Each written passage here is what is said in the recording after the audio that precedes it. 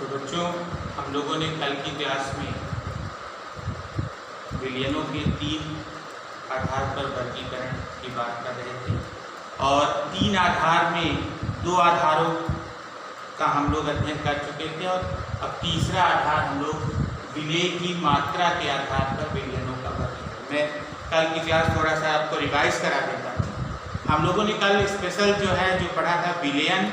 विलयन में आपको मैंने बताया था कि विलयन जो है वास्तव में 2 या 2 से अधिक पदार्थों का समांगी मिश्रण होता है। समांगी मिश्रण को ही हम विलयन कहते हैं।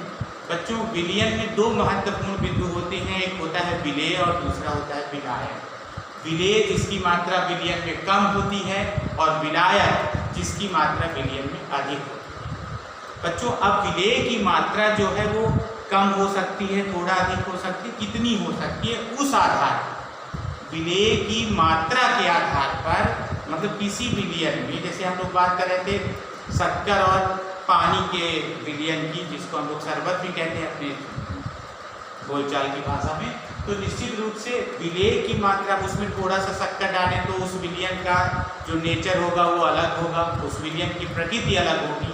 थोड़ी सी अधिक मात्रा में शक्कर डाल दें तो उसकी प्रकृति अलग होगी। तो यही एक हम लोग आधार ले रहे हैं कि विलेय की कितनी मात्रा डालने पर वह विलयन किस प्रकार का। बच्चों, इस आधार पर विलेय की मात्रा के आधार पर हम विलयनों को 5 भागों में विभाजित कर सकते हैं। कौन कौन से? तनु विलयन, सांद्र विलयन, संतृप्त विलयन, असंतृप्त विलयन और अतिसंतृप्त विलयन। बच्चों, तनु विलयन, देखो नाम है तनु विलयन। तनु विलयन का तात्पर्य क्या है? ऐसा विलयन जिसमें विलेय की मात्रा बहुत कम, मतलब इवन जैसे हम लोग तनु विलयन की बात करते हैं, जैसे मान लीजिए हम लोगों ने 1 गिलास पानी ले लिया, उसमें 1 चम्मच शक्कर डाल दिया, विलयन बन गया। लेकिन 1 चम्मच शक्कर डालने पर उसमें उतनी शक्कर की प्रॉपर्टी समझ में नहीं आएगी, वो उतना मीठा नहीं होगा। ऐसा विलयन क्या हो जाएगा? तनु। मतलब यहाँ पे लिखा हुआ है कि विलेय की मात्रा बहुत कम, तब ऐसा विलयन क्या कहलाएगा? तनु विलयन। सांद्र विलयन की बात करें, मतलब विलेय की मात्रा और अधिक मिला दिया, जिससे जैसे हम लोग शरबत की बात कर रहे थे तो उसका मीठापन समझ में आने लगा, है ना। विलेय की मात्रा अधिक हो, ज़्यादा अधिक मात्रा में हो, तब वो विलयन सांद्र विलयन। तो जरूरी नहीं है कि शक्कर पानी का ही मिश्रण हम लोग ले लें, कोई भी सांद्रता जो है, इसको जो है, इसका तात्पर्य है कि हमने विलेय की अधिक मात्रा मिलाई हुई है तनु विलयनों से अधिक। ऐसा विलयन हम लोग दूसरे वर्ड में भी कह सकते हैं, ऐसा विलयन जिसमें विलेय की मात्रा तनु विलयनों से अधिक होती है, वो क्या हो गया? सांद्र विलयन। यहाँ पे शॉर्टकट में मैंने लिख दिया विलेय की मात्रा अत्यधिक। फिर बच्चों, तनु विलयन हो गया, कम हो, अधिक हो तो सांद्र विलयन। एक और होता है संतृप्त विलयन। अब आपने क्या किया? पानी लिया, उसमें शक्कर डिजॉल्व किया, 1 चम्मच, 2 चम्मच, 4 चम्मच, 6 चम्मच। एक ऐसी स्थिति आती है कि हम उसमें और शक्कर डिजॉल्व करना चाहें तो शक्कर उसमें डिजॉल्व नहीं होती। तो वही हम लोग बात करने वाले हैं कि ऐसा विलयन जिसमें एक निश्चित ताप पर विलेय की और अधिक मात्रा न घोली जा सके, ऐसा विलयन संतृप्त विलयन कहलाता है। देखिए, ऐसा विलयन जिसमें एक निश्चित ताप पर विलेय की और अधिक मात्रा न घोली जा सके। तो न घोली जा सके का क्या तात्पर्य है कि एक जैसे सांद्र विलयन बनेगा, सांद्र विलयन के बाद और अधिक मात्रा में अगर हम घोलेंगे तो एक निश्चित ताप पर और अधिक मात्रा जब घुलना, जब विलेय की और अधिक मात्रा उस विलयन में घुलना बंद हो जाती है तो ऐसा विलयन क्या कहलाता है? संतृप्त, जिसमें एक निश्चित ताप पर विलेय की और अधिक मात्रा नहीं घोली जा सकती। फिर जब तक घोली जा सकती थी, जब तक उसमें घुल रहा था, वो तनु भी हो सकता है, सांद्र भी हो सकता है, जब तक घुल रहा था तब तक वो क्या कहलाएगा? असंतृप्त विलयन। मतलब जब तक आपने तनु विलयन बनाया, फिर और अधिक घोला तो सांद्र विलयन बन गया, फिर और अधिक, जब तक घुल रहा, जब घुलना बंद हो जाएगा तो संतृप्त विलयन। और जब जो है, जब तक घुल रहा था तब तक वो क्या कहलाएगा? असंतृप्त विलयन। देखिए, ऐसा विलयन जिसमें एक निश्चित ताप पर विलेय की और अधिक मात्रा न घोली और अधिक मात्रा घोली जा सकती है, वो कैसा कहलाएगा? असंतृप्त। बच्चों तरल विलयन हो गया, सांद्र विलयन हो गया, संतृप्त हो गया, असंतृप्त हो गया। कभी कभी हम लोग क्या करते हैं कि ताप परिवर्तित कर देते हैं, ताप बढ़ा देते हैं। ताप बढ़ाने पर जैसे आपने चाशनी, जैसे हम शक्कर की चाशनी या रसगुल्ले का रस बनाते हैं तो कैसे बनाते हैं, तो उसका सिंपल सा बात है कि हम लोग उसको पानी में शक्कर घोल लेते हैं और फिर थोड़ा गर्म कर देते हैं। गर्म कर देते हैं तो वो थोड़ा सा रवे के रूप में उसकी चाशनी बन जाती है, वो थोड़ा सा गाढ़ा सॉल्यूशन हो जाता है। तो ऐसा विलयन कहलाएगा अतिसंतृप्त विलयन। इसमें कभी कभी क्या होता है, इस विलयन को गर्म करके अगर ठंडा कर दें तो उसके क्रिस्टल, उस विलेय के क्रिस्टल पृथक होने लगते हैं, उसके रवे बनने लगते हैं। ऐसा विलयन क्या कहलाएगा, अतिसंतृप्त विलयन। देखिए यहाँ पे डिफिनीशन आपने लिखी है, ऐसा विलयन जिसमें एक निश्चित ताप पर विलेय की मात्रा संतृप्त विलयन से अधिक होती है। मतलब संतृप्त विलयन जिसमें घुलना बंद हो गया था उससे ज्यादा भी अगर हम घोल दें, कुछ विशेष परिस्थितियों में प्राय ताप बढ़ाकर घोल देते हैं, तो ऐसा विलयन क्या कहलाएगा, अतिसंतृप्त। बच्चों ये तो थे विलेय की मात्रा के आधार पर विलयनों का वर्गीकरण था। अब इसके अलावा भी कुछ 2 वर्ड्स और यूज होते हैं। कभी कभी हम लोग जो है प्रैक्टिकल केमिस्ट्री जब हम करते हैं उसमें एक अनुमापन वर्ड आता है, अनुमापन टाइट्रेशन बोलते हैं। उसमें 2 विलयन, 2 तरह के और विलयन आते हैं। वही हमने अलग से आपकी जानकारी के लिए लिख दिया है कि अन्य प्रकार हैं, एक मानक विलयन और दूसरा अमानक विलयन। मानक विलयन को हम लोग ज्ञात विलयन भी कहते हैं और अमानक विलयन को अज्ञात। जिस विलयन में विलेय की मात्रा आपने जो मिलाई है उसकी जानकारी आपको है कि इतना विलायक है, इतना विलेय है। अगर विलेय की मात्रा आपको मालूम है, विलेय की मात्रा को भी हम लोग और आगे अध्ययन करेंगे, उसको सांद्रता से भी व्यक्त करेंगे।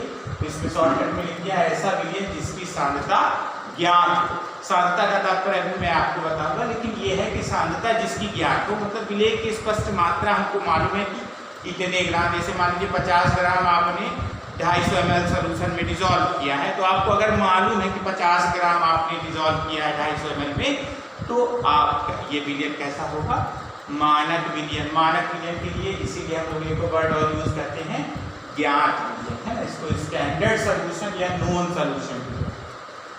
दूसरा अमानक विलयन, सीधा सा मतलब है अज्ञात विलयन जिसकी सांद्रता, है ना। विलयन अज्ञात ना हो, काहे का विलयन, ये नहीं, विलयन मालूम हो कि इसका विलयन है, लेकिन उसमें विलेय की मात्रा अगर हमको नहीं ज्ञात है तब वो विलयन क्या कहलाएगा, अज्ञात विलयन, है ना। ऐसा विलयन जिसकी सांद्रता आपको ज्ञात नहीं होती है वो अज्ञात। और बच्चों ज्ञात विलयन से अज्ञात विलयन, अगर हम ज्ञात विलयन का मतलब हुआ जिसकी सांद्रता ज्ञात हो, तो अगर ज्ञात विलयन की सांद्रता का प्रयोग करके अज्ञात विलयन की सांद्रता हम कैलकुलेट करते हैं, ज्ञात कर लेते हैं, तो इस विधि को हम लोग क्या बोल देते हैं, अनुमापन। एक वर्ड आता है वो आपको अभी आपको नहीं पढ़ने को मिलेगा, फिर प्रैक्टिकल में हम लोग पढ़ेंगे। अनुमापन, अनुमापन क्या है, अनुमापन वह विधि है जिसमें हम अज्ञात विलयन की सांद्रता ज्ञात करते हैं। सहायता किसकी ले लेते हैं, मानक विलयन की या ज्ञान। बच्चों ये तो विलेय की मात्रा के आधार पर विलयनों का प्रकार था। अब हम लोग चूंकि वर्ड आ गया है सांद्रता, तो सांद्रता हम लोग के इस चैप्टर में फिर आगे चल के सांद्रता मापन की विधियां हैं कि हम किसी विलयन की सांद्रता को किन किन तरीकों से ज्ञात कर सकते हैं, मापते हैं, किस किन किन तरीकों से इसको प्रदर्शित करते हैं, उसको हम लोग बोलते हैं सांद्रता व्यक्त करने की विधियां हैं। यहाँ पे मैंने शॉर्टकट में आपको और स्पष्ट करने के लिए लिख दिया है कि किसी विलयन की सांद्रता से क्या मतलब है, तो किसी विलयन की सांद्रता से तात्पर्य विलयन या विलायक में विलेय की मात्रा से है, कितनी मात्रा विलयन अथवा विलायक में घुली हुई है उससे है, जिसे विभिन्न इकाइयों में व्यक्त किया जा सकता है, जिनमें से प्रमुख, बच्चों ये प्रमुख वही है जो अपने सिलेबस में है, जो अपने सिलेबस में है वही प्रमुख है। अब ये हम लोग 11th क्लास में भी कुछ इकाइयाँ पढ़े थे। इसमें शक्ति है, स्ट्रेंथ, प्रतिशतता, परसेंटेज, ppm पार्ट्स पर मिलियन, इसका मतलब होता है 1 मिलियन का मतलब होता है 10 लाख 10 की पावर 6, वही ppm, ppb पार्ट्स पर मिलियन, मोल संख्या जानेंगे थोड़ा सा, मोलरता, मोललता, फॉर्मलता, मोल प्रभाज, द्रव्यमान प्रभाज, नॉर्मलता, ये सारी क्या हैं? ये ऐसी इकाइयां हैं जिससे हम किसी विलयन की सांद्रता को माप सकते हैं।